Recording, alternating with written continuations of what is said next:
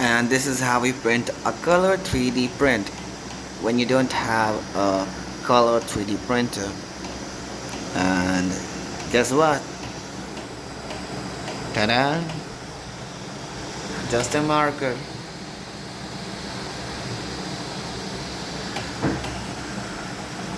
And it's a white spool.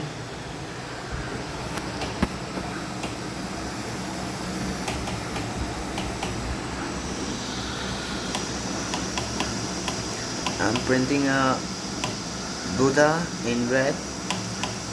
As of course, it turned out to be pink, but I'm really satisfied with the color it gives me.